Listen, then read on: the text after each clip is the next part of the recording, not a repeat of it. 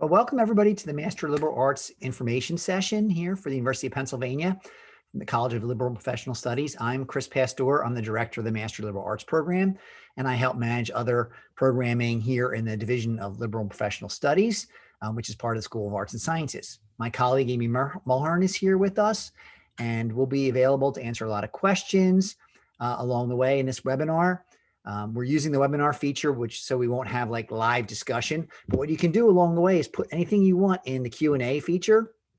And that way we'll be able to sort of keep track of the questions as they come in, and Amy may answer some along the way. Some of them may be answered by the short slide presentation I make, and we'll move on, but I'll also be able to go back over once I finish that short presentation through the Q&A and make sure I answer all your questions and any others that come in as we go. So let me get my slideshow going.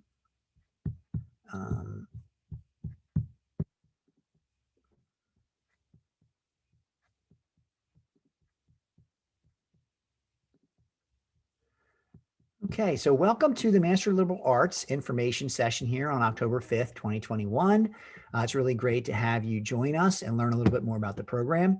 I did pop the web address, the URL for the Master of Liberal Arts in the chat there so that you can take a look at that if you haven't already. There's a lot of good information on our website over the years. We really refined it to make sure that it's easy for you as prospects to make sure that this program makes sense. Welcome to the School of Arts and Sciences here at Penn, to LPS, that's the Division of Liberal and Professional Studies, and the MLA, Master of Liberal Arts. Few things you really need to remember about the MLA. We're kind of a really interesting creature in that we are a graduate liberal studies program that is effectively a create your own concentration, create your own major at the graduate level. It's a 9-course unit program. Penn does course units, not credits. So you do 9 courses as your course unit. So that's basically 8 grad courses in the capstone as the 9th. And it's an interdisciplinary program, which means that you take courses from different areas across the School of Arts and Sciences in the liberal arts and combine them into your unique concentration. It's a degree also that you can do full-time or part-time. You can do it on campus and pursue it online, although the options for online in terms of the range of courses can be more limited. But a lot of people do mix online, even if they come to campus for other classes, because that really increases things like flexibility and access. It's also really rare because we're an Ivy League graduate master's program that can be done part-time. We're not a cohort-based kind of model where everybody has to step away from life for a year or 2 years to do the degree. You can do this while you're working, which is really kind of cool. You as a student develop your own unique individualized course of study inside the arts and sciences, designed around a theme, a concentration that matches your specific interests. And that can be a lot of fun because nobody really is sure maybe they want to do an MA in political science or an MA in philosophy, but you're sort of thinking about mixing and matching ideas that you could cover in those 2 departments, and then mix something in even from comparative literature and come up with your own sort of better mousetrap. In the process of doing courses across the School of Arts and Sciences as part of your program, you learn a lot of different disciplinary and methodological approaches to ideas and to content, and then you pull them all together in that final capstone project that you write, that you complete with the support of 2 readers here from amongst Penn's faculty. Now, why would you do an MLA instead of doing an MA in English or an MBA in finance? You might do it because it's flexible and part-time, and you can create your own thing, which is kind of cool. So that's one reason. But you might do it regardless of the subject because it's really helpful for your career, you know, when you're trying to figure out where you're going to go next professionally. It also can be really liberating and illuminating if you're trying to just do personal enrichment and really reimagine who you are and figure out where you're going to go next in life. And that could be professional and career transition. It could be networking with other like-minded students who are jumping in this kind of program, talking with faculty and getting ideas about where you might want to go next, say academically. And you can do this all as a focused course of study that you create with our support at an Ivy League institution here at Penn. So the courses are really hard. It's a really rigorous and robust curriculum because you're taking these Penn grad courses. But you can do it sort of at your own pace as a part-time student, let's say, or as a full-time student, and pull the courses together from the graduate offerings into something that's unique to you. And at the end, you walk away with a professional credential with a master's degree from Penn. So you got to get to have your cake in terms of picking out what you want and eat it too, because you still walk away with a line item on your resume that is a Penn graduate degree, which is really cool. While you're here on campus, and even if you're doing some things online, you have tremendous resources here because we are America's oldest first university, tremendous library resources. And those library resources aren't just available to you if you come to campus and you go into the library. There's also a tremendous amount of digital material. We have really great people in the research libraries that can scan and digitize contents of chapters and books and share them with you to use when you're on your Canvas site, logging into class, as opposed to going to the library and checking things out. And there's also tremendous writing and academic support. The Weingarten Center, the Critical Writing Center, can really help you become a stronger writer so that you can really take advantage of these opportunities and carry out research and become a better scholar and academic as you grow. Penn consists of 12 schools. SAS is just maybe the oldest home really of the liberal arts at the university, but it includes all the professional schools from the Wharton School of Business to Penn Carey School of Law, Penn Design, you name it. And they have excellent faculty across the board. And these folks are here to help you get exposed to new knowledge and really grow knowledge as a graduate student, and then pull those things together into your MLA concentration and write that final capstone.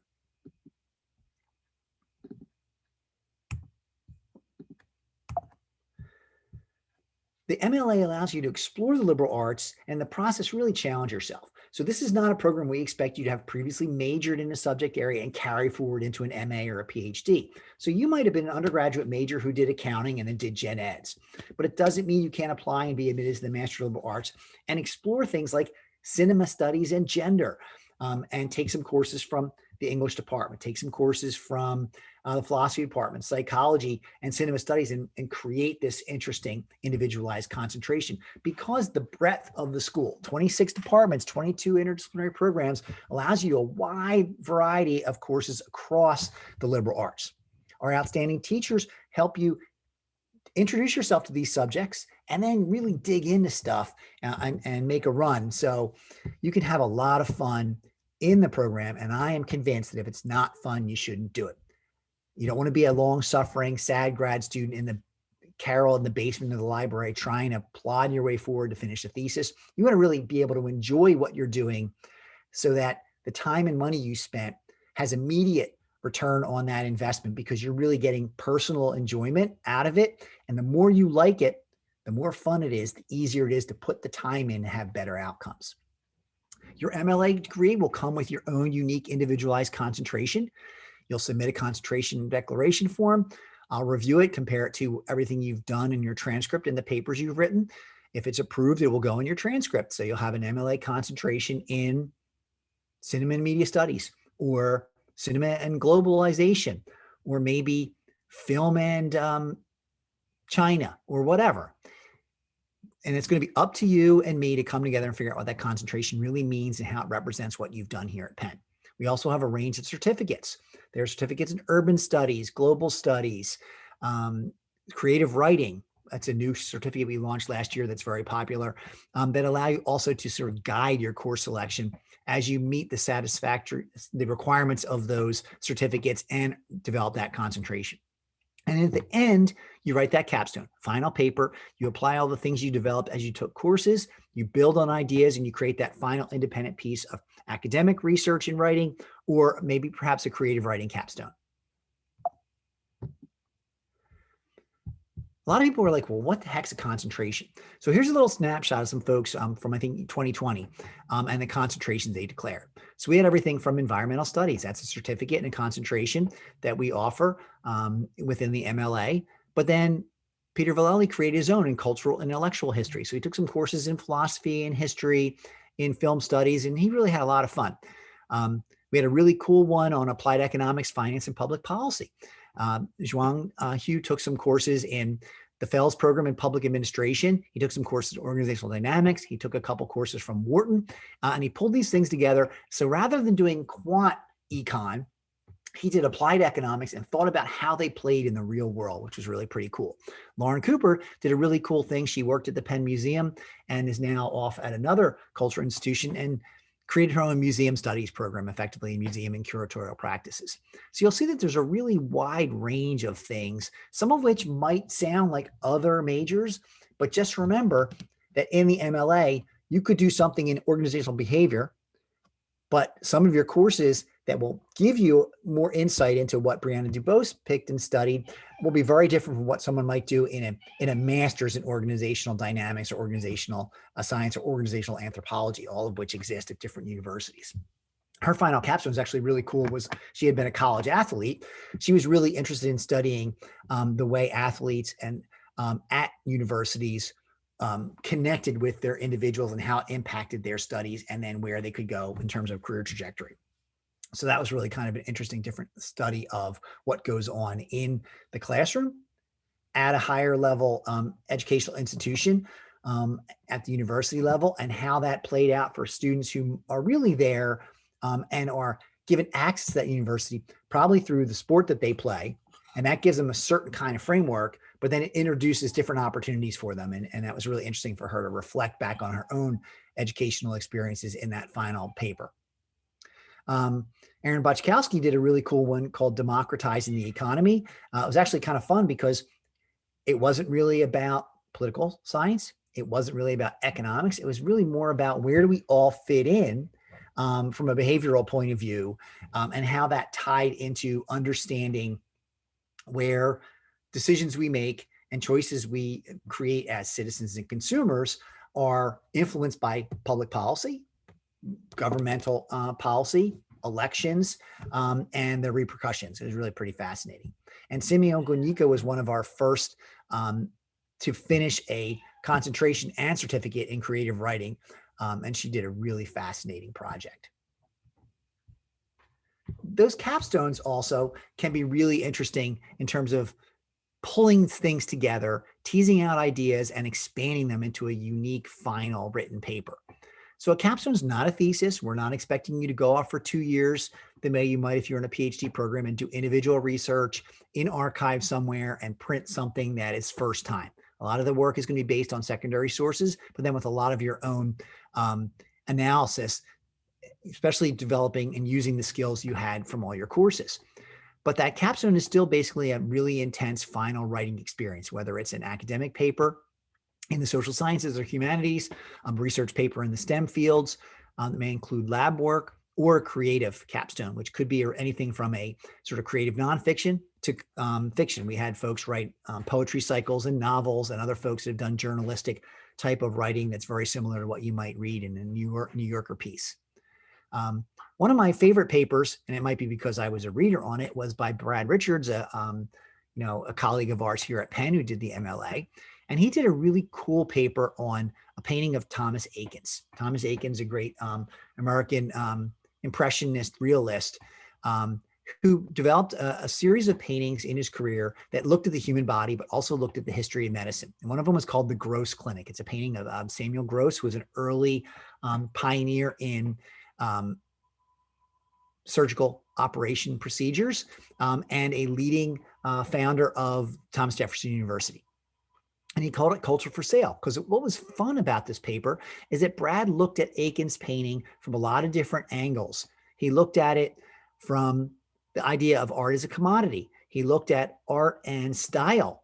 He looked at the relationship between the visual arts and the development of the anatomical sciences. And he also looked at sort of the parochial and regional ideas of cultural heritage and what they all meant. He took courses across a range of subjects that he pulled together into his concentration he called Art, Culture, and Society. And he did a course on the power of vision that looked at Medusa and optical science. He took a course on cultural heritage and conflict and how we lost or maybe saved items that were important to our cultural heritage. He took a course on public performance art, really a wide, interesting, and fascinating range of subjects. And the reason he wanted to sink his teeth into this painting was because during about a decade ago or more, Thomas Eakins' painting came up for sale because it had been donated by an alumni to the medical school, Thomas Jefferson University. And the administration determined the painting was worth $95 million. And they got an offer to sell it to one of the heirs to the Walmart fortune who had started a museum out in, I think it was Oklahoma, at a place called Crystal Bridges. And when the painting sale was announced, a lot of Jefferson alumni, but also many Philadelphians were aghast that this important part of our cultural heritage was being ripped out of a building where it had hung for many, many years so that Thomas Jefferson could build a new building with the proceeds. And this is where the commodification and cultural heritage kind of smashed together. So Brad looked at all the things that came into the story of Thomas Eakins from when it was first created, when Eakins was developing his style, when he was a leader in the new American style of art as the president of the Pennsylvania Academy of Fine Arts, and then how that related to the development of Eds and Meds here as a key driver of the Philadelphia economy and a sort of thing that is connected to our cultural identity, sort of from a parochial point of view. And then what happened as this effort to basically hijack this piece of this iconic piece of our cultural heritage and throw it out into the, flyover country as a new, wonderful destination work of art to go see, but ripped out of its context. And then how this would play out over time. So we had a lot of fun. I had a great time working on this paper with Brad. It was really rewarding to see him pull it together. Another interesting recent capstone was the paper by Dana Sanchur. And I think if you go on our website and look at the capstone projects under the MLA curriculum, the website, you might see some videos. We just did our 2021 annual capstone forum online and new videos are there. Dana was in our virtual capstone forum in 2020 and presented about her paper. And her paper was really cool. It was called Missing on the Main Line. And she investigated true crime podcasts. Dana is a writer. She works in strategic communications, but she also was interested in stretching muscles at the creative side of things. So she developed a writing and culture concentration. And she sort of went back and forth between fun things that had to do with thinking about being a creative writer, like children's literature, and a course on body image and fashioning gender, to things that were more connected to her day job of writing as a communications expert. And that included professional academic writing and writing for social media. And she pulled this concentration together that looked at writing in a lot of different ways and how it impacted on our life in society. Because she thought it would be both rewarding and interesting and illuminating, let her try stretch some new muscles, but also help her in her professional development. And at the end of all this, one of the things that really struck her fancy was the rise of the true crime podcast as this sort of interesting subgenre of this new social media thing called the podcast. So she started researching true crime and thought about how do podcasts engage with the audience, focus and develop ideas, share information, and then what happens to them? How does the podcast potentially influence whether a crime does or doesn't get solved? And she got so interested in this that one of her sort of appendices of her paper were the first phases of a rollout of her own crime podcast about a person who left for work and disappeared off of the train platform out on the main line in west of the city, never to be seen again. And it's now effectively a cold case. It's still open, but never solved. And her podcast is going to try and start the investigation again about what's going on with that person who disappeared. And it was really kind of fun because it allowed her to explore a new part of the world of communication and media, the podcast. And then how does that relate to things that used to be covered in the old media, in the newsprint and radio and television, but also allowed her to think differently about what it means to be a writer and a communicator. Laura Grieco did a really cool paper called Eating the Family Tree. She developed a concentration that she called Culture, Communication, and Society. And she took a range of subjects, including media, culture, and society, a course on globalization and its historical significance taught by an anthropology faculty member. She took a course on remembering, a memoir workshop. And she took a course on like food and film, really looking at the history of movies that talk about what we eat, right, and who we are. And she was on the fence as she finished her program up because she worked in university admissions and she was thinking about doing something like a white paper on some aspect of the admissions process to think about where she could go next professionally. because she also had really gotten excited about creative writing and communication outside of the workplace, she had a returning recurrent interest in thinking hard about an idea that had nothing to do with the workplace. And I kind of sat her down in the office. We talked through the ideas and said, you'll be able to do more with work on admissions for the next 20 years of your life because you're going to work in that field. She's at Emory University now. But you're never likely to write this creative work ever again if you don't do it now. And the paper was effectively a genealogical investigation that looked at her family through the recipes collected by her grandmothers, right? And talked a lot about where they came from, how they looked at themselves and understood who they are from the food they put on the table when the family gathered together. So it was an interesting sort of memoir, cookbook, and genealogy all smashed together. And the theme that tied it all together was this interesting idea of the identity search, right, for her and her large extended family. And she used all these different things that she did in studying what it meant to be part of a community, what it meant to be, part of a larger cultural unit, and how that could be explained to others through the written word.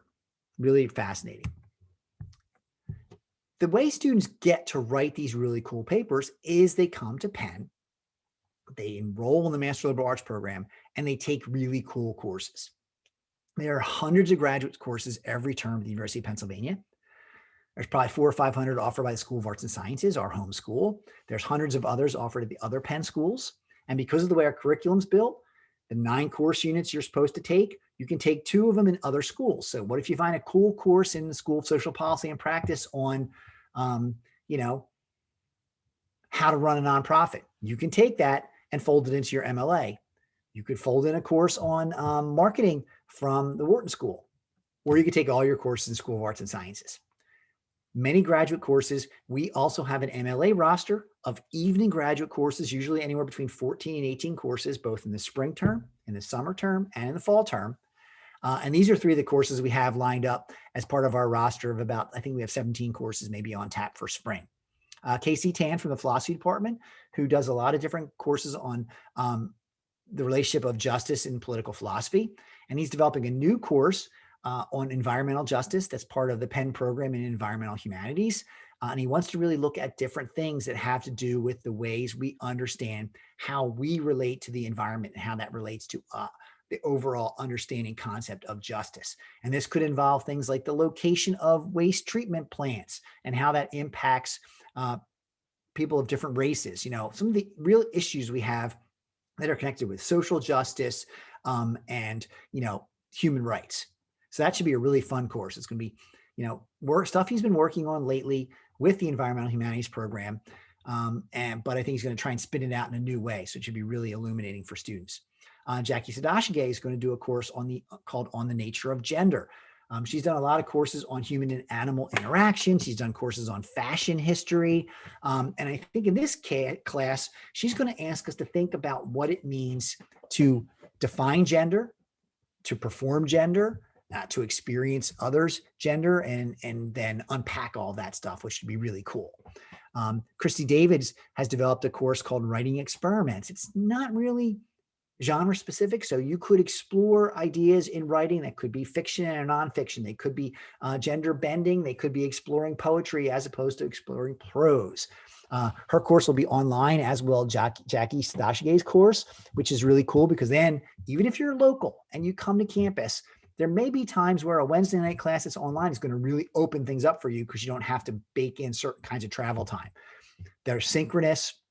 They're on Canvas. You're sort of in a virtual seminar room, but they'll give you a really great chance to share ideas with a lot of like-minded adult learners ranging from 22 to 65 in a classroom where you're going to learn more about concepts like gender, like environmental justice, or maybe about writing. So Christy David's course will be sort of a writing workshop thing from our really strong creative writing group here at Penn, at the Kelly Writers House. And we try to bring in 3 or 4 different teachers who teach writing courses each term for students who really want to Even if you're not wanting to concentrate in creative writing, it might just be fun to explore what kind of writing is out there.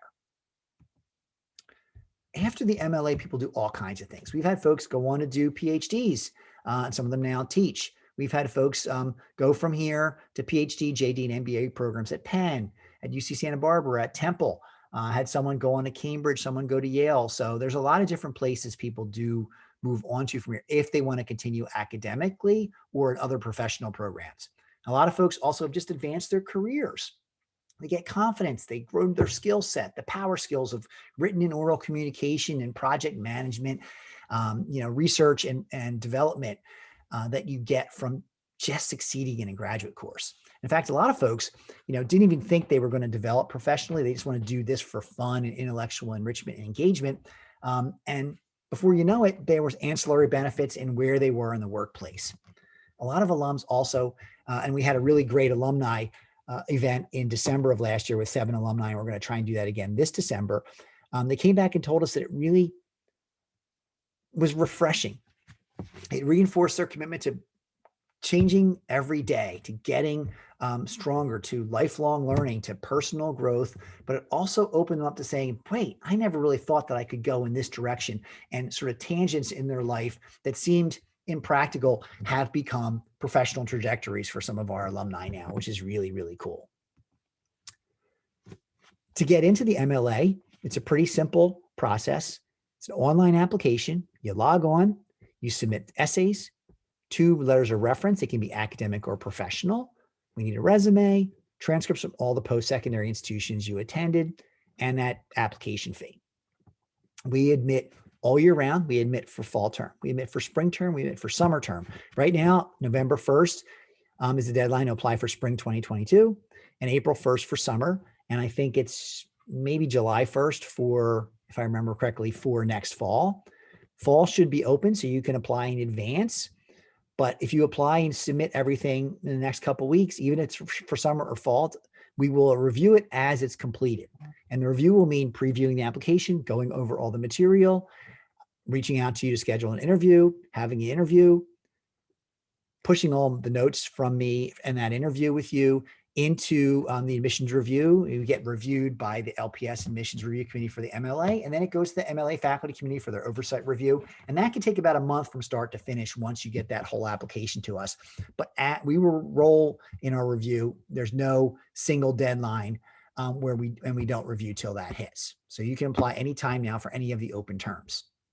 You can check our LPS DED website for further details. You can see it there, www.sas.upenn.edu/LPS. The tuition and fees for 21-22 are $55.88 per course unit. Financial aid is available for students, U.S. And permanent residents and citizens taking 2 courses or more. Full-time is 3 or 4. That's required for international students. You just pay per course, so there's no full-time tuition or flat rate. So if you take 3, you pay for 3. If you take 4, you take 4. And that's kind of my dog and pony show. So I'd be happy to stop the share and answer any questions. I'm going to go in and see what's in the Q&A. And I can answer questions as we go. You can raise your hand. You can throw things into the Q&A, and I'll try and get to them as we go. First question from Elisa. Do MLA students ever have difficulty accessing or getting into courses across other departments compared to MA or PhD students in those departments? Put another way, do they receive higher or lower priority for certain courses? Okay, Elisa, MLA students get lots of permits. Half of all the courses taken in a 5-year span when we did an audit were taken off of the MLA roster across the School of Arts and Sciences. And 50% of all MLA students in that same audit took at least one course outside the School of Arts and Sciences, meaning they got permits into Wharton and law and all those kinds of things. Now, if it's a course offered by comparative literature for their PhD students, and it's in the introduction to literary theory, the PhD students get first crack because that's a required course for them. If there are seats, then they're open to other graduate students. Most graduate students courses, other than those kind of like intro to literary theory, generally have space. If there's space, professors are really happy to have students from other programs jump in. They might want to ask you what your background is, whether you have prereqs. So if you want to take an advanced graduate level course in psychology, for example, they want to make sure you took like intros to research psych and abnormal psych, just like they might for an upper level undergrad course. If you want to take an econ course here at Penn, they're going to ask what level of calculus and econ have you taken? But if you want to take like an art history course, I teach art history. My background's in the Italian Renaissance. I don't care if you didn't major in art history. If you were a humanities or social sciences major and you took some gen ed courses and you want to learn more about how to think and understand what you see, I'll give you a permit. So students do get a lot of permits. There is a priority system. So students in a master's or PhD program have first crack, just like majors would in undergrad, wherever you went. And then it'll be opened up to other students who request permits based on availability and seat availability. But students get tons of permits. Tara, you asked if there's any assistantships.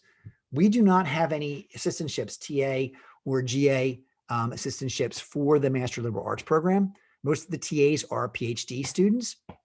We do have some MLA students, though, in recent years who have come into the program to be full-time, and they've applied and become RAs, residence assistants, grad assistants at the college houses, which means that then I think the room and board is covered, but I don't know if there's any tuition assistance that comes with that RA position.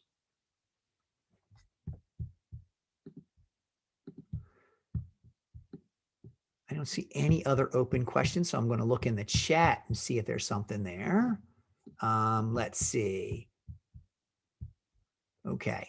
John's asking if you can have more than one concentration, like global studies, African studies, and culture studies. Sure, you could. You could have just a concentration that you create and we approve. So say it was media culture, or you could do a concentration like media and culture and have a certificate in global studies. You could smash two certificates together and get both. I had some folks do a cinema studies and a gender studies certificate. They were effectively both on their transcript. So you can mix and match as long as you satisfy all of the requirements, right, for either of those certificates, or you basically have to meet the bar that our faculty committee has set over the years for what constitutes a concentration. And I'm sort of, as the program director, they're the liaison with the faculty committee to make sure that we can approve what you're doing. So yes, you can do mix of concentrations and certificates. Do MLA students have access to student housing, work as RAs? Yes, there are options to become RAs, as I mentioned, Christopher. And there is student housing for graduate students. If you're here full-time and you want to apply for housing, there are options for housing on campus. I think there's other student employment. I don't know the parameters of that. We're 85% part-time program, so it hasn't really been something that I really, for as many years as I've been working with the program, 16 years, the whole student employment financial aid thing is not my bailiwick. That's really something for students to do, to really do the due diligence. Read, go on Student Financial Services website, go on student housing links, and do some of that legwork and due diligence. But we have had students, you can get on campus housing. You can be an RA if you're full-time, and there are other options. I know we've had students work in the library and work in other jobs on campus and get research positions as well. What percentage of courses are currently offered online?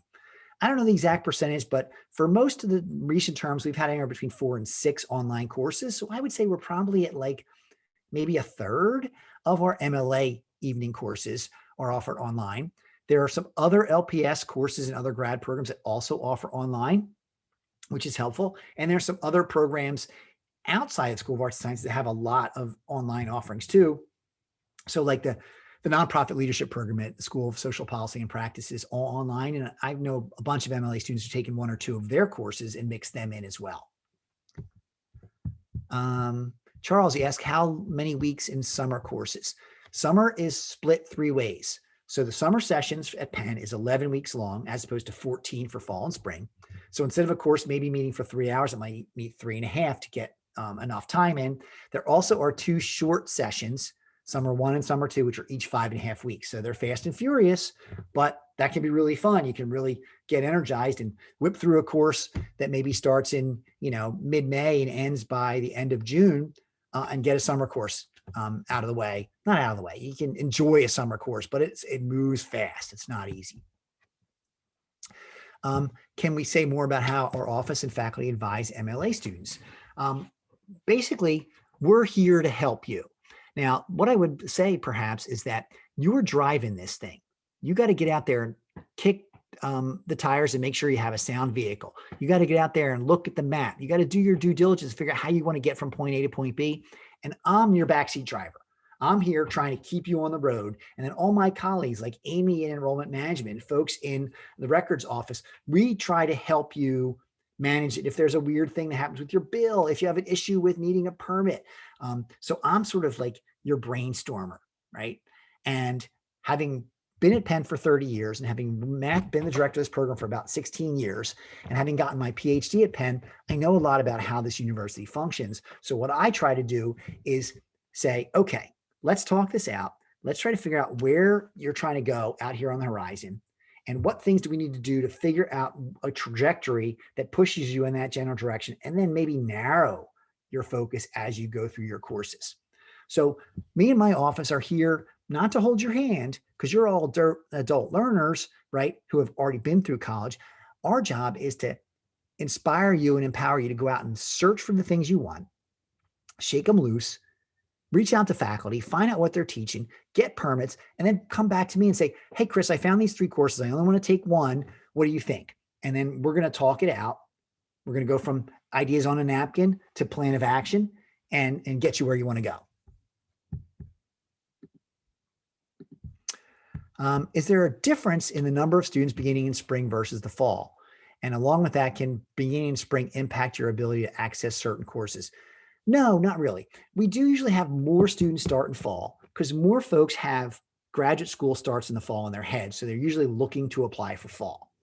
But we might have 25 start in fall, 10 to 15 start in spring, and maybe 5 or 6 start in the summer. And then some years we'll have 20 start in fall, 18 start in spring. It kind of depends on who stumbles into us when they're searching for graduate programs and nothing that exists in the full-time regular old grad school model fits what you're looking for. A native Google search will suddenly generate a hit for something like the MLA because you really want to study film studies, but there's nothing in the region except the certificate that we offer through the Master of Liberal Arts. But it doesn't really matter when you start. Courses are available to students based on the term that you're searching, not the term you start. So starting in spring isn't going to impact finding a course because we're not lockstep. So it's not like a program where if you didn't take Chem 101, you can't take Chem 102. So then the term you started would really matter. So it's really doesn't matter when you start, at least in my experience. Can you apply directly to a PhD program from undergrad, or do you first apply to a master's and then reapply for PhD? You can apply to a PhD program with just your undergrad. Yes, I did. I didn't have a master's first. But some schools really like to see a master's because they want to make sure that you're committed, that you've really refined your understanding of what you want to study, because there's a lot of investment in you as a PhD student by any universities that offer PhDs. But to a certain extent, a lot of people are admissible right out of undergrad to something like a PhD program. Doesn't necessarily mean you get into the schools you want.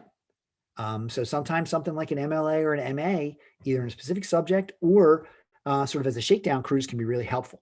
And as I said, also committing to a PhD, if you were not sure exactly what discipline you want to study, can be problematic. Because say you get locked into English halfway through and you suddenly realize, geez, I should have been in religious studies. It's hard to shift gears.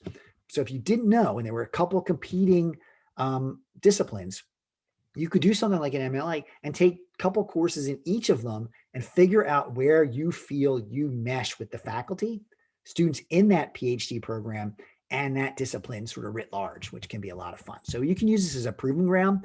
But if you have done really well in undergrad and you have a really strong background, you may be eligible for admission right into a PhD program. So what you might do is take a swing at the bat and see if you get in before you did a master's program and spend any money. Then wait and see how it goes. Ben asked if you want to do interdisciplinary course of study that combines economics, law, and public policy. Are you limited to 2 school courses outside SAS? Yes, you are limited to 2, but FELS is actually an SAS program. So courses in the FELS program in public policy and public administration, those courses are actually in SAS. So you could take 2 law school courses, take a couple of FELS courses, where you would be stopped might be you couldn't take more than 4 FELS courses because you're only allowed 4 in any one discipline in terms of its department code. If it's cross-listed, it gives you flexibility.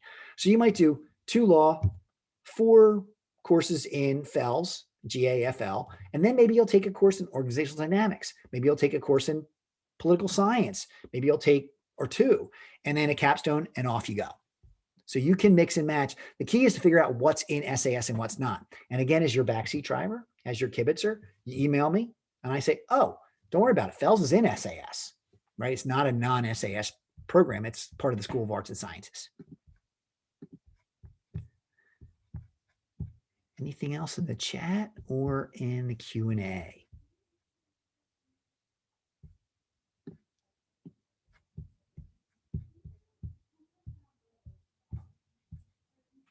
Okay, I'm not seeing any other questions. I don't like to do a countdown here and shut you out, but I don't want to waste too much of your time if you're all done.